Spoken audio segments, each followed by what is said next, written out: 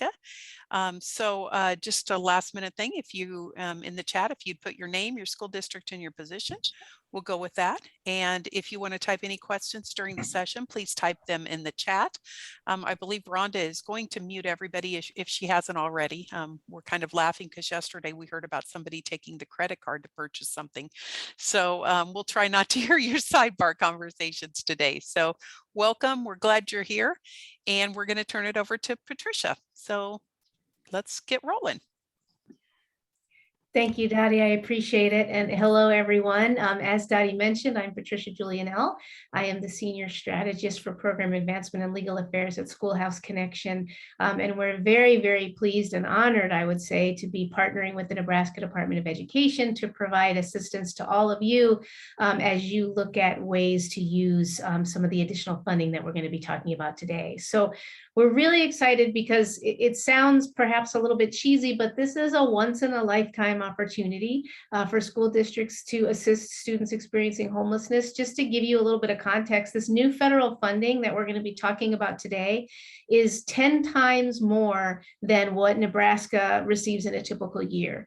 This is a huge influx of new funding that is coming out specifically for students experiencing homelessness. So if you have had McKinney-Vento grants in the past and you've been using funding for these students, maybe Title I funds, that's fantastic. But we are about to bring you some major new resources. So if you've never even perhaps put any particular supports in place for your students experiencing homelessness, now is the time, and we're here to help you do that. So let's jump in and tell you a little bit about us and a little bit about this funding. I'm not trying to do a commercial for Schoolhouse Connection for you right now, but I did want to let you know a little bit about who we are, because we are going to be available to you to provide you with support over the course of the rest of this school year and perhaps beyond. So we want you to know that we have been working with McKinney-Vento. I personally have been working on this. It's been my sort of sole focus since 2001. I have a luxury that most of you don't have, which is that I get to focus on just one thing, which is the education of children and youth experiencing homelessness. So again, just really excited to be here with you all.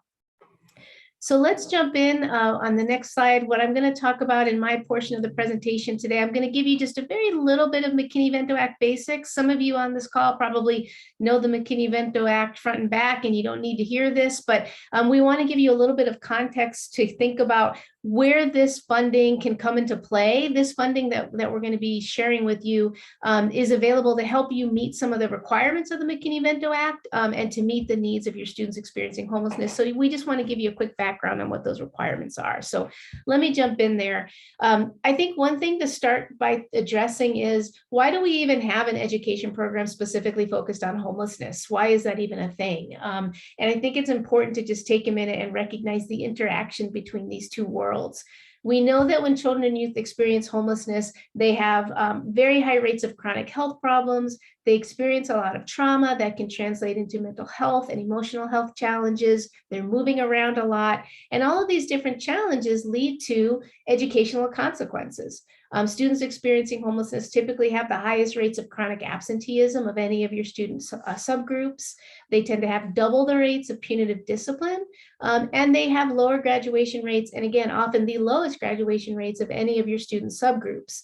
And then this kind of feeds back into a cycle, because we know that when a student doesn't graduate from high school, that is actually the highest single risk factor for young adult homelessness, is lacking that high school degree. So then we have young adults who are starting their own families in this world of challenges related to homelessness, which can lead again to not graduating from high school and create this cycle. So we have additional funding now to try to intervene in this cycle across the state. A little bit more about what sort of the McKinney-Vento Act covers. What does homelessness mean? And this, I think, is really important, because I think typically when we think about homelessness, we probably think about children in shelters. We may think about children who are living in cars or out in a public space, in a campground somewhere perhaps, and those absolutely are homeless situations. But in Nebraska and across the country, the most common homeless situation is actually sharing the housing of others due to loss of housing, economic hardship, or a similar reason. So in the state of Nebraska, that's 64% of the McKinney-Vento students being identified statewide, and this again is pre-pandemic data. So these are students who their families may have been evicted, maybe a parent lost a job, maybe there was a healthcare crisis, and because of these different issues, the family lost their housing. It might be because of a natural disaster, like we just saw tragically over the weekend with these tornadoes. Families lose their homes for lots of different reasons, and many of them don't have the economic means to just move into another apartment or another home. So they end up staying with others on a couch, in a living room, sometimes in a garage, who knows where. And it's not their home. It's not any place that they have a right to be.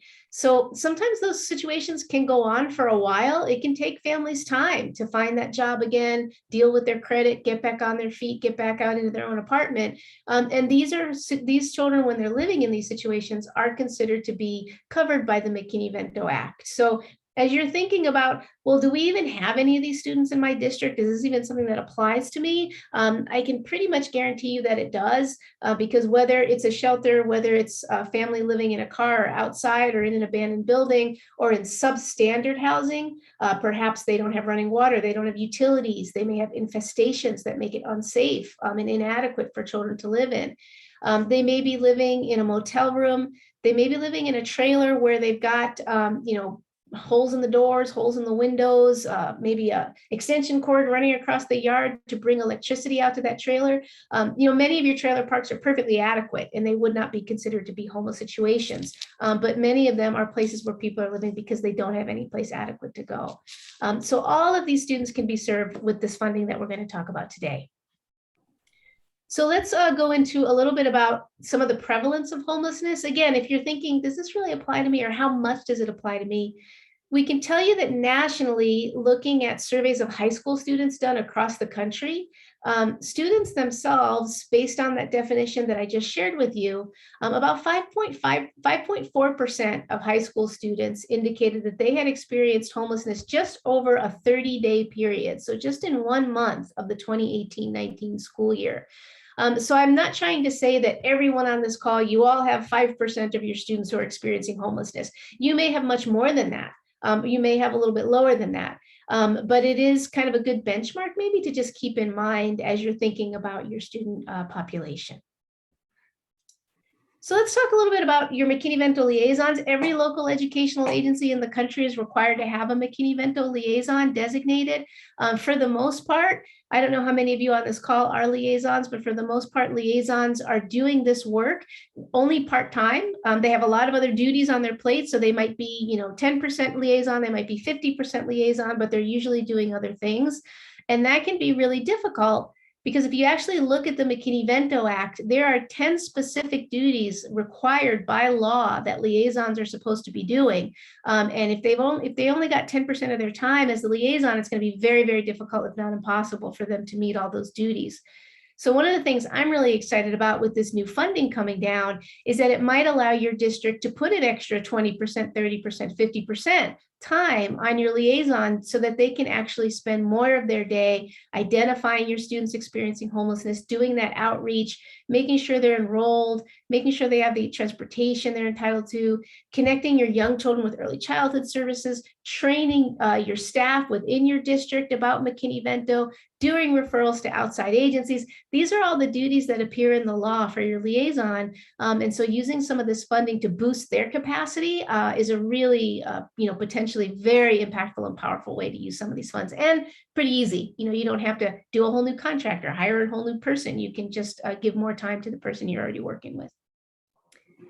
So let's talk just very quickly. I'm not going to go into the McKinney-Vento Act rights. That would take a more time. And we're actually going to have a lot of specific McKinney-Vento trainings that we're going to be offering to you starting in January. So you'll have lots of opportunity to learn all these details. What I just want to cover now is just really basically to keep in mind that your McKinney-Vento students have the right to remain in the school of origin. So even though while they're experiencing homelessness, they might be moving across boundary lines, they might be moving across school district lines, they might even be crossing state lines, and they still have the right to remain in the same school so that they don't have to keep changing schools every time their temporary living situation might change.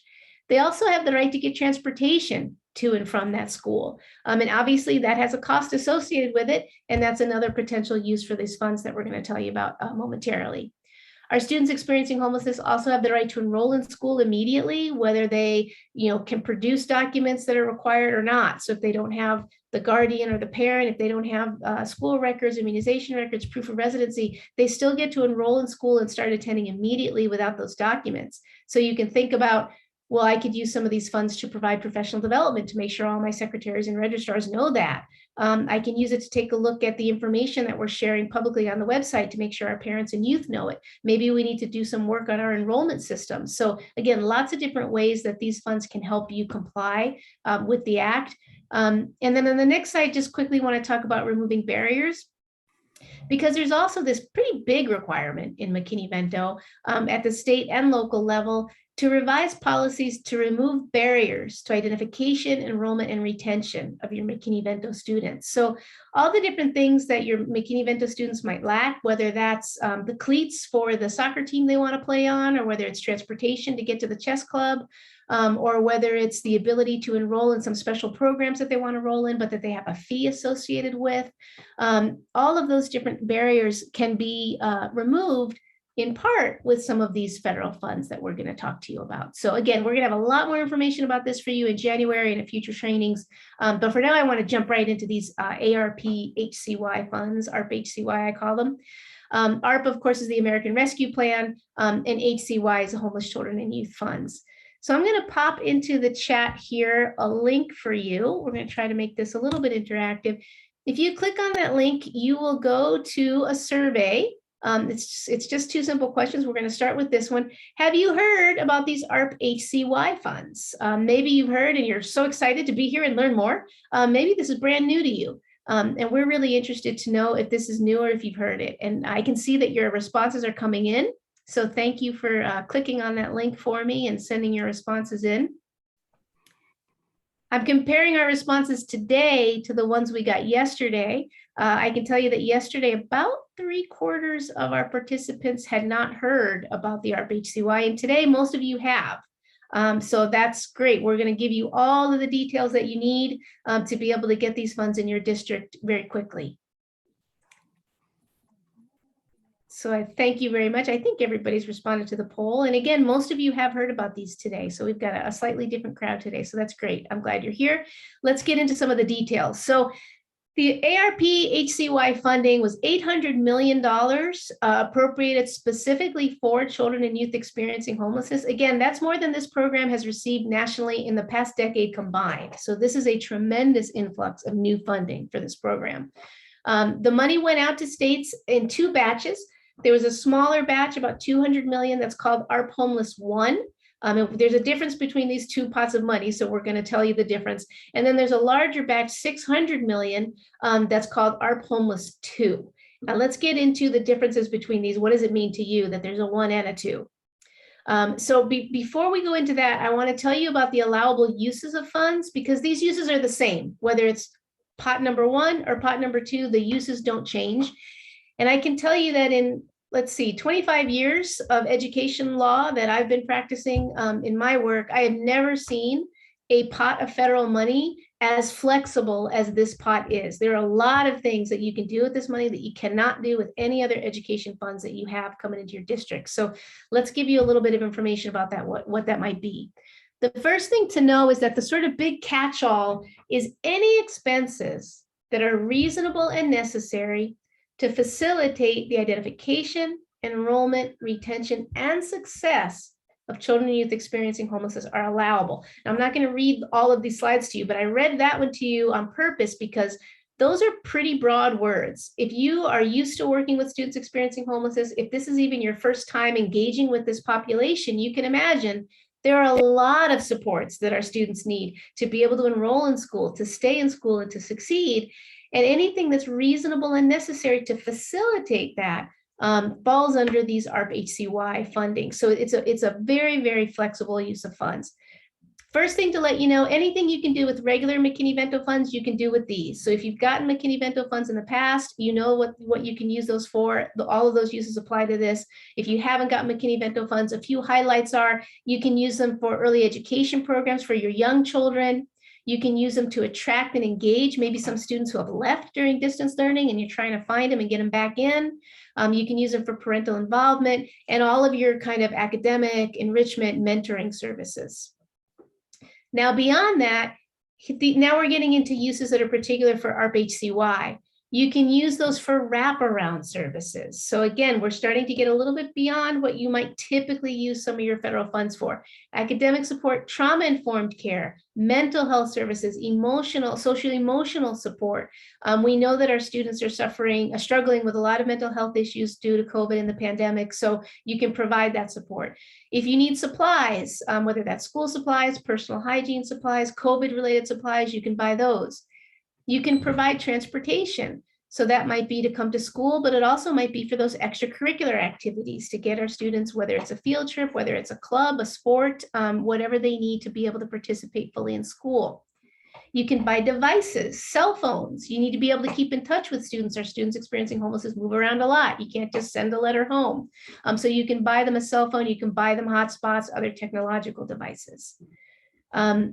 You can also pay for short-term temporary housing when that is necessary for students to be able to attend school, and that's the only COVID-safe option for them. So this is not a rental subsidy. Please don't think that you can pay people to rent or pay their utilities. You cannot do that.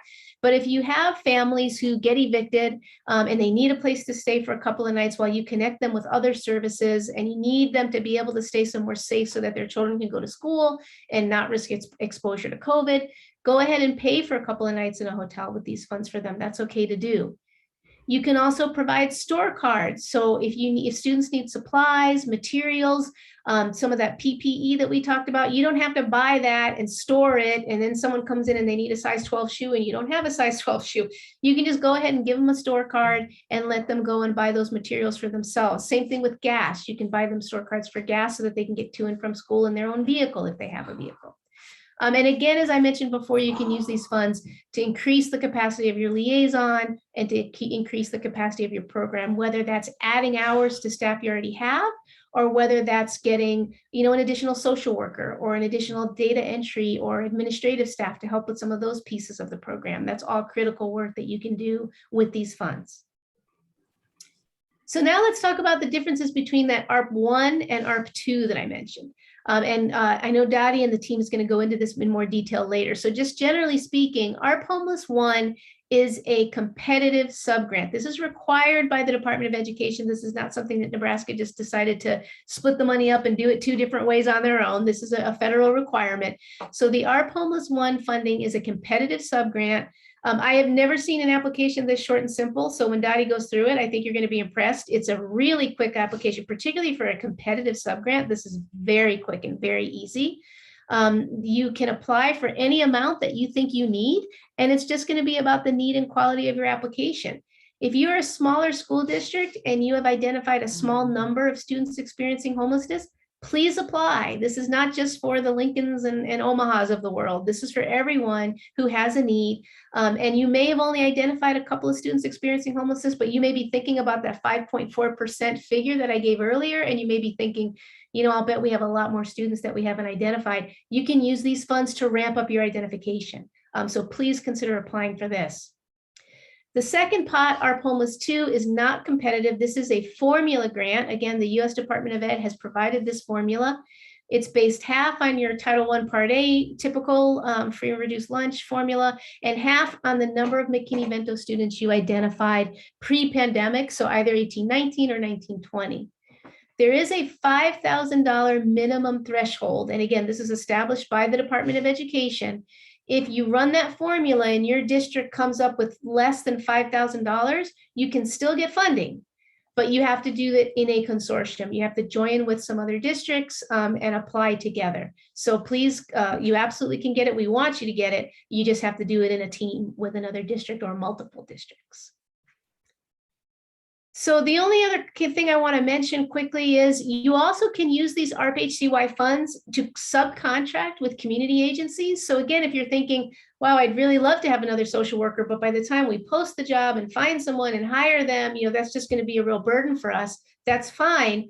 You are encouraged actually to award contracts to community-based organizations that are well positioned to work with you, particularly on some of your underserved populations. So I would encourage you particularly to think about your Native American students. Think about your students of color, your English learners, your LGBTQ youth. Definitely, if you have a pregnant and parenting program or pregnant and parenting students, think about them. And how can you maybe partner with some community agencies to provide them with academic support, with mentoring, with transportation to activities, with mental health support and social emotional. You don't have to do all this in-house. You can contract this out. A couple of just 30,000 foot things to think about. This is supplemental funding. So you definitely should continue to use your ESSER funds. Please continue to use your Title I Part 1 funds and that Title I Part A, and that Title I Part A set aside for students experiencing homelessness. This does not replace those funds. This is supplemental to that. So if you've got, if you're providing through ESSER or Title I a really great enrichment program, don't provide a separate enrichment program for your McKinney-Vento students with your ARP funds. But you could use your ARP funds to provide them with transportation home from that program. You could provide them with a snack because you know that they might not be getting another meal that afternoon. So you can help provide them access to what you've already got. We also want to let you know that the deadline for spending these funds is not until January 2025. So don't panic and think, well, I already have all these ESSER funds. I already have these funds coming in. I can't have another pot of funds that I have to spend by June. It's not going to happen. It's okay. You don't have to spend them by June. We know that the impact of this pandemic, unfortunately, is something that we're going to keep feeling for a long time. So you can pace this out over time. And you can also combine your ARP Homeless 1 and 2 funds. So you can get both funds from both sources, both the competitive and the formula, and use those funds together to provide some of the different services we talked about. We do have a resource on Schoolhouse Connection if you want to go to that link. If you're thinking, well, this sounds great, this sounds like a lot of money I could use, but I'm not sure exactly how to spend it. We have some quick ideas there. I also want to let you know that we have created a needs assessment. We're working with NDE to get that out to you. A super quick, again, we're not trying to give you a 6-month-long needs assessment. We want to give you something you can do in 30 minutes. See what needs you're seeing among your McKinney-Vento students in your district, and then we're going to link those needs to specific funding uses. So if you identify, we think that our students are really struggling with some mental health issues, great. We're going to take you to a link with a list of 5 things you can do with your ARP-HCY funds to address the mental health needs of your students. So that is a tool that will be coming soon that hopefully will help you a lot. One last poll for you, and I'm going to just quickly activate this poll for you. If you go to that same link that was in the chat, I have one last poll question for you. It should be activated now for you on your screen. As I mentioned, Schoolhouse Connection is going to be here with you for a lot of months to help you with your McKinney-Vento services and with your ARP-HCY programming. And we would like to know, what help do you need? We have some plans. We know that we want to provide you with some professional development, some training. We want to provide you with that needs assessment. But we also would like to hear from you what you need. So I put that link in the chat again. If you click on the link, you can let us know what you need. I'm going to keep this open. So even if you want to keep coming back and voting in this while the rest of the presentation goes on, you can come back and vote on an ongoing basis. We're going to keep it open, and we're going to use that to inform the support that we provide to you over the next 6 or 7 months or so. So with that, I think I get to be quiet for a while and turn it over to Dottie. Thanks, Patricia. Appreciate that a lot. Just so you guys know that Patricia is supporting us. We're using some of our state set-aside money to help support the connection with Schoolhouse, and that's what makes it extremely special for us. And she's very knowledgeable. As you heard her say, she's been working with the homeless population for many years. So I think she's going to be a huge asset for the state of Nebraska. So we just want to kind of give you a little bit of a description, maybe dig a little deeper into the applications and what's coming down the pike. So if our district doesn't apply for one, so the ARP-HCY one, and we don't get any two allocations, how can we benefit from this? Okay, so that's a great question to ask. So maybe you're sitting back thinking, okay, this is a waste of my 45 minutes. They've told me that I needed to attend this training, but what am I going to get out of this? Because right now we have no identified homeless kids, and we haven't for the last 3 years. Well, remember that it's a requirement that someone in your district is the homeless liaison. And a lot of you on this call right now are that homeless liaison because you're the superintendent of schools in smaller schools, and that's usually who you have as the homeless liaison. But what it can help you do is start thinking about what can we do within our district. When I was a curriculum director, a principal, a superintendent, I wasn't quite sure how to even identify kids that are homeless. I wasn't even sure what the definition meant. So I can tell you that I've learned a lot through the trainings I've done, and we hope to provide some of that to you and some of that as well as to your staff members. And then the community partnership opportunities. I don't think as a state, we know all of the opportunities that we could be providing to our kids. And it doesn't have to be just in Lincoln, Nebraska or in Omaha, Nebraska. There's outreaches, there's different organizations that want to support. So we want to be able to provide you with any resources you have, even if you only have that one kid who's homeless, because that one kid who's homeless really does need support. And school district is where they come to for that support.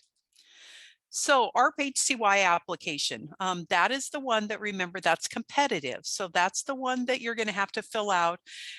Patricia has already told you it's pretty easy. It's really easy. It's probably one of the easiest grants you're ever going to look at. It will take you 30 minutes or less. If you have all the information in front of you that you need, it'll take you maybe 10 minutes to type it in. It will open on Wednesday, December 15th. So that's tomorrow, and it's going to close on Monday, January 24th. So it's got about a 5-week window, but of course, in that time frame, we do also have a holiday break. Okay, so this is, like I said, a competitive grant. So I hate to say it's an open checkbook because we only have, like $600,000, $700,000 to give out to districts. But this is your time to think, what do we need for our kids that are homeless? What can we do as a district to become better? So there's no budget amount in there. So maybe you sit down and you have this conversation with several people in your district and say, if we could, what would we provide for our kids? And what is it we need? And so come up with an amount. Is it $5,000 worth of things or items that you may need? Is it 10,000? Do what you need to. And the budget amount is going to be blank. So you're going to fill in. We want $10,000 and here's how we're going to spend it. And then what will happen is those applications will be reviewed and scored and then determined how much you get. So it may be that you've asked for $10,000 and you get every penny of it. It may be you ask for $10,000 and you get $7,500, but that's better than nothing. So keep that in mind as you're doing that. So just keep all of those things in mind. Okay, so the grant is located in the GMS under the 2022 drop-down list. And in a minute, I'll show you that. It's not open yet. Remember, it's opening tomorrow. The components of the grant are, there's really only 4 big pages. The first one is the justification page that has these 3 subtabs underneath it. The next one is the staff and equipment and the capital assets page, which is standard to any grant that you ever see come out of the federal program. So none of that has changed. There's also the budget page, which is really the wish list budget. And then there's an assurance statement, which are the assurances from the federal government that match what we have to do. So I'm going to stop sharing for just a second. And as I'm doing that, I'm going to pull up the grant website, maybe. Okay, well, let me go to, okay, so I am actually in the test site. So let me double check. I'm in test and I am. And I'll share my screen again. And I actually logged in as a superintendent in a test site. And so I'm going to go to GMS Access. And you will see down here, this is the grants that this district has. And down here, it's going to say there's a competitive grant. So it's the ARP-HCY 16993. Ignore this this due date.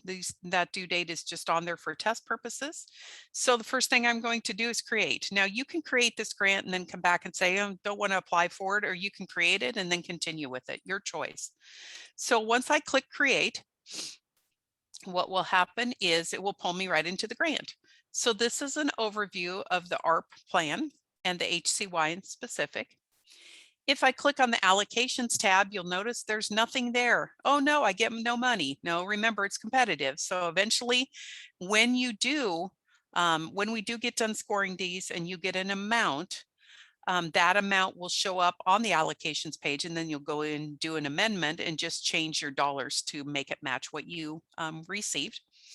Nothing to do on the contact information page. Remember, this pulls from the UGP, the Unified Grant Profile.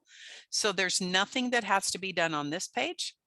So it's really 1, 2, 3, 4, okay, maybe 5 tabs, because I was thinking these two were together. So 5 tabs that you have to work with. The first tab is the justification. This is the ARP-HCY, what you're allowed to use the funds for. And then these are the regular McKinney Vento funds, which is the homeless grant. So read through those and think about, what can we do with our money? Here's some great ideas that we can think about. And what would we do? How about a summer program for our homeless kids to have them do, maybe they could go on field trips in the summer and get those experiences that kids don't normally get. So you're going to go ahead and look through that. And then back here, it has a number. And these numbers match on the next page with this, which is program details. So let's say after I've looked through this, I've decided that I want to do something with a summer program, which is listed down here. It's number 8. And if I go over here, it would be either number 4 or 5. So again, nothing to do on this page. Just look at it, think about what you want to spend your bucks on. And then when I go back over to this page, this is where I have to include information about my homeless children and youth now. So this just simply asks for the number of pre-K through 12th grade students served that were experiencing homelessness in the previous 3 years, as well as what our count is for this year. Now we know this year isn't over. It's about half over, but you just put information in here in regards to how many kids you had on the books during those years. Okay, and then down here, it's the average attendance percentage for only the identified children and youth experiencing homelessness in 2 years ago, last year. And then this would just be a percentage. What was their attendance like? And then this is, okay, in comparison to all students, what was attendance? So maybe we had 89% attendance and we had 92% attendance that year. So already you can see we've got some issues with our homeless kids attending school. So maybe that's something you want to think about. What led to that? And then this is, what do you see as the current needs of your students? Now, this is not a dissertation. This is 500 characters. So this is, we're having issues with kids. Maybe it's lack of experiences. Maybe it's transportation. You just literally can do you can make it a list, or you can put it in sentence format, just to explain what you see as their needs. And then remember here, we talked about those numbers behind, in parentheses, behind the allowable uses. And we said that we had some issues with, and we saw that 4 and 5 kind of match the field trips or the summer school for kids. So I'm going to mark 5 there. Maybe I want to mark 2. You can mark whatever you'd like to. Administration does have a cap. We believe that cap is 2% of the total grant. So I could mark that if I want to. But whatever I mark here, I have to follow through on the budget page. So if I don't mark anything here, it won't show anything on the budget page. So I'm going to do number 5 and number 6 because I want to do a summer school program for my kids, and I want to provide them transportation to get back and forth from school during the school year as well as during that summer program. And then down here is just where are we at in the number of school, local, community, and state program participants. So here I'm going to mark how many buildings I have in my districts. I'm going to mark if I have any shelters. Don't feel bad about putting 0 if you don't have any shelters. But if you do, list them. And then how many community groups do you have involved? Maybe you just have your foundation that is helping you with this. So maybe it's your foundation for education for district is the people that help us. So put whatever it means and then just save your page.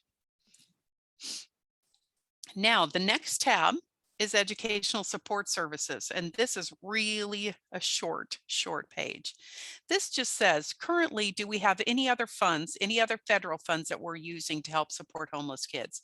So maybe you've been using some of your ARP funds, or maybe you do something with Title I because you have a McKinney-Vento grant now. So go ahead and mark what you can here. And again, if there's nothing, mark no other federal funds. And then this is just talk a little bit, and again, not a dissertation, just 500 characters, about how do you promote involvement? How are we going to try to get our parents and our guardians and our caregivers involved? So this could be in paragraph form, sentence form, whatever you'd like to give us a description of how your hope is, or how you already do it if you're dealing with homeless students now. And then this just simply asks, are you going to provide this for school age kids? And are you going to do any specific things for unaccompanied youth? And for this one, I think I'll just click yes and save the page. And then the next pages are just exactly like what you're used to. It's the staff page, the instructional and non-instructional. So if you're paying part of a person's salary with this, you'll want to mark it there. And then the next tab is your equipment and capital assets. So remember earlier, Patricia said something about, possibly getting kids cell phones or hotspots. So you could put hotspots here and put how much they cost and where they're going to be. They're going to be at the high school. And we're going to do, there's so much there, and I don't have a clue what a hotspot costs. So I'll just put in something. And then I'm going to go ahead and calculate my totals. And I'm going to save my page, and then I know what things are out there that I need to make sure I have inventoried and hopefully get those things back. And then the capital assets page is for items that have a single value of over $5,000. And those are items that you would have to get pre-approval from. So you'd have to send an email to Beth Wooster if you're requesting something that's more than $5,000 that you want to put in this grant. Okay, so keep that in mind. And again, we'd be happy to talk to you about anything in regards to what you're planning for this. Okay, so then when you click over to the budget page, I believe if I remember right, I did educational success and I did transportation as my two areas that I want to fund. And then I'm just going to go ahead and put in how much I think I want for those. And I'm probably, I need to maybe hire a separate driver who I'm going to have just pick up kids. That's going to be their sole purpose, is going to be doing that. And then I'm going to put in money for gas, whatever the case may be. And then I'm going to calculate my totals. I'm going to save my page, and you can see I've asked for 12,500, and it's showing as a negative balance because I don't have any money right now, but hopefully I'll get that once the grant is reviewed and they look at the number of homeless kids I have. And then the very last page is the assurances page. So when you go to the assurances page, you're just going to read through to make sure, yes, you agree to everything that's listed here. And then you're going to click legal entity agrees. That will pop up today's date or whatever date you do that, and it'll pop up the superintendent's name. And that page is saved. And that truly is it, besides clicking the submit button. I've completed the application. Now, granted, I've been through the application a little bit, so I was pretty quick at it, but if you know the numbers and you know what you want to do, this app should be fairly easy for you to do. Okay, so I'm going to stop sharing again long enough to go back to my PowerPoint. And let me share again. And thanks for your patience with me. Okay.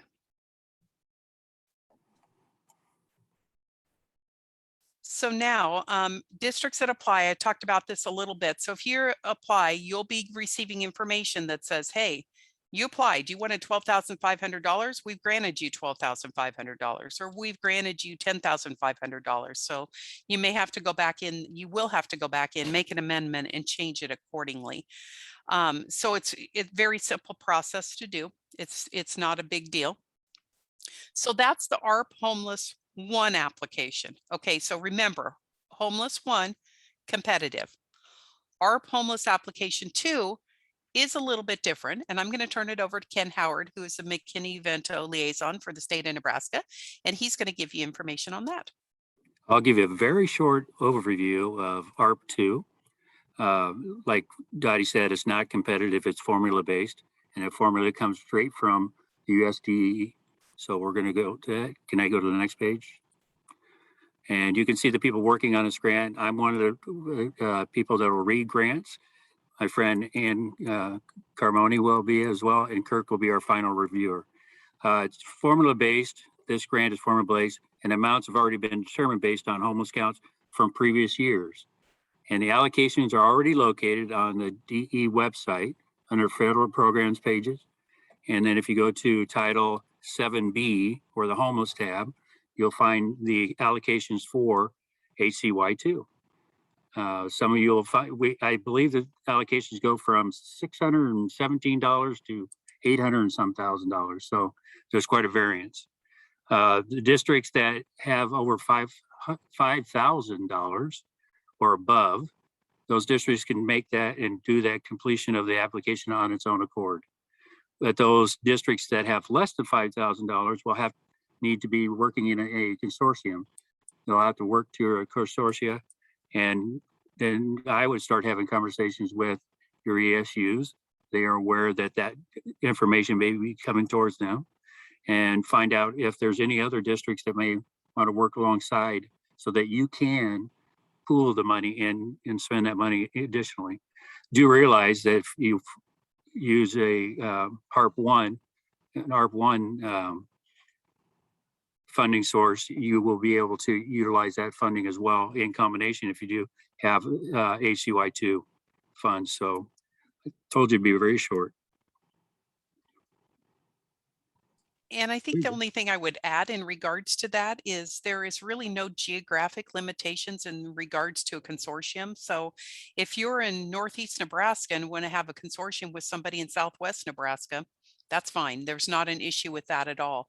When we first started having the discussions about this, we debated if we were going to try to come up with some consortium areas, and decided that it's a lot easier for districts to come up with what works best for them. You bet. And I do know that on the chat, there was a question from Dr. Polk about consortia, if the consortium or the ESU could write a competitive grant for all districts. Is that, and if I butchered your question, please just tell me. No, that's good. Thank you. Okay, and with that being true, Kirk, can you speak to that? Yeah, so, wow, believe us, since, just again, some other background, just since Kathy left in June, Dr. Howard's come on board, USAID, we still don't have all the answers for these two separate grants coming forward from USAID. But speaking firstly that the statutory language specifically states that the SEA must award the funds competitively for ARP-HCY1 competitive to LEAs. And so, of course, ESUs are not considered an LEA. In the same way, they go on to explain for the ARP Homeless 2 funds, they also mentioned that and direct us that it has to be 2 LEAs by formula rather than competition. So those are the auspices we're trying to work under. We appreciate your questions, and certainly if you have something in the next day or 2 weeks from now, please reach out to Dr. Howard, and we'll try to cut through all the hopefully unanswered questions and information that you may need moving forward. We're gonna certainly need to structure the ARP-2 GMS application that looks a lot like the ESSA and McKinney-Vento and so forth. So the tabs and the buttons and the pages will look similar, but we're certainly going to have to figure out on that HCY2 with MTW, how can those school districts do or create that consortium within that application. And so that still has to be worked out. As you'll see, or you remember one of the slides, we think we're going to try to push to get the HCY2 application open mid-January. Well, then when would it close? Normally, federal programs tries to keep grants applications open for 45 days. We certainly understand the need to try to push that out sooner. We feel like we're under the gun already from USAID So we're contemplating trying to run that through and do it in 30 days. So hang with us and be flexible. We appreciate it. Other questions?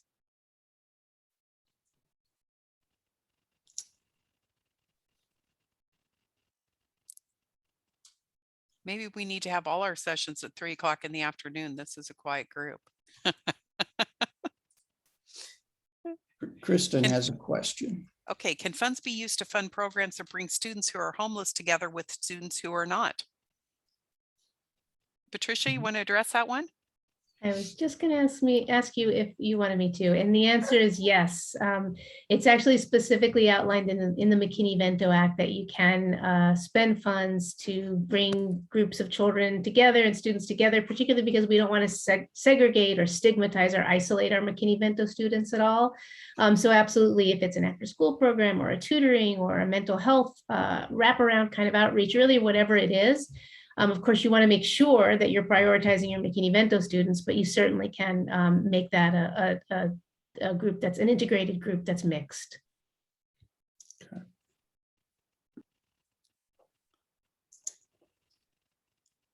Other questions?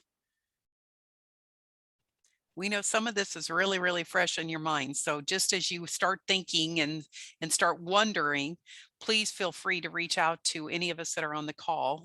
Kirk and Ken and Ann and myself have all kind of been taking the lead on the homeless ARP-HCY dollars. So please, if you have any questions, reach out to one of us. And we may not know all the answers, but we have been working with Patricia, and we of course have contacts at the federal government level that can help us as well. But they're really pushing us to help get this money out to districts to help support homeless students. That's why, like Kirk said, we're kind of doing the quick turnaround. So yeah, just a couple other nuts and bolts things. We failed to mention this yesterday, and we make an assumption sometimes in federal programs, but so again, with federal funds, for those schools that if they do apply for HCY1 and they are awarded money, they will then, just like ESSA, you will get you the account codes for the revenue of that amount. We'll also get you the expenditure account codes, and Dottie may have those off the top of her head. But it's still going to operate in that you, the district, will spend the money first and seek reimbursement from us for those allowable uses with, here's the punchline, with all of the proper documents. Yes, Kirk. Yes, Kirk. Yes, Kirk. Thanks for that one. And the same way for HCY2 money, yes, their formula. I don't think anybody else stated, if you went and found it, there were 62 districts that reported kids in those 2 years prior. We took the highest year for each school district that did, and that's the number we punched into the formula. And so it's not so much that they have to spend the current money on those past student numbers. We really want you, I'm sure Patricia and Christina's on as well, will want to work with us in trying to help us use it on our actual current 21-22 kids and going forward for you.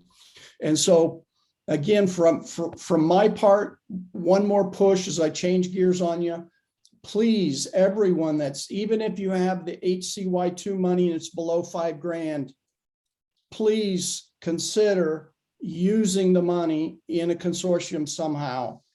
And let's put it together for the benefit of some of these of our kids that could use that, or families. So we'd rather not turn it back to US Ed. Let's use the money.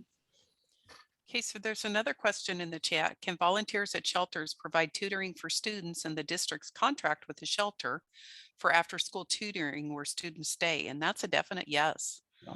Another great use of funds, a great idea. And then I did put in some account coding for you, because we do have the account coding, and you'll see a pattern. If you know anything about ESSER, you'll see another pattern with the ARP homeless, and it just fits right in those numbers. And then somebody said about ARP-HCY2, are we guaranteed our allocation, or could we receive more or yet less? You are guaranteed your allocation. But remember, you have to consort if you're under 5,000. And then I think, and I'm going to say this, Kirk, and you can tell me, no, Dottie, if I'm wrong, but let's say that we have 5 districts who don't take their money. There is a chance you could get a little bit more money if those 5 districts don't take their money, because we'll be holding that pot. We don't like to keep that pot and return it to the federal government. We'd rather give it to you, the districts. So there may be just a little bit more that you could receive. Yeah, that's one of those, let's double check with US Ed. So Yeah. again, I see Dottie posted the revenue for HC1 in that. So the expenditure number then is 6993 for one, and 6994 for the, the expenditure side of it. Yep. So you've got 2 numbers, revenue and expenditures. I'm just happy to see so many people on the call today. We really appreciate it. If you know someone who wasn't a part today, please let me know, and we can get them the thing if they need it. So yeah, and Larry Ann, your question, under 5,000 must consort, but over may consort. That's exactly right. Under 5 must, over 5 can, you may, absolutely, whatever works best for the district. Okay, well, I'm going to go ahead and go to the last slide, and then we can stick around for a few more minutes if anybody has questions, but I'm going to let Patricia wrap it up for us. Oop, I was muted. Thanks, everyone. I just wanted to let you know that we do have a lot of resources on our website. They're all free, so feel free to check that out. And definitely, as I said, feel free to email me, even if we have a lot of stuff on our website, and I'll tell you, it's not always easy to find things. So even if you just want to know, hey, do you guys have X thing on your website? Feel free to drop me an email, and I can just send you a link and save you 20 minutes of clicking on things and trying to find something in a wild goose chase. So I'm just really looking forward to providing you with the best support we can, and helping make these funds easy to use, easy to receive, easy to get out, and make it as easy as possible for you to support your students. I want to personally thank you all for the work that you're all doing this year, particularly. I know that our schools are working double, quadruple overtime, and you're exhausted, and I appreciate what the incredible effort that you all are putting out. I just wanted to take a minute to say that, because I recognize it, I see it, I value it, and I hope that you all get some time to just sleep and rest and eat good food and be with your loved ones over this break, because you deserve it. Thank you, Patricia. Okay, so Kirk, you're muted. Kirk needs a coffee cup. I need the coffee cup. But you can't, in your leisure time over the vacation, the grant, ARP-1 is open. There you go, Kirk. Very good. Well, thanks again for joining us. And if you want to unmute and ask any questions, like I said, we'll stick around for a few minutes. Otherwise, enjoy your Tuesday afternoon. And before the wind hits, Nebraska and Southeast Nebraska is under wind advisories for tomorrow. So I'll take wind instead of snow. So hope everybody stays safe and has a great holiday break. Thanks.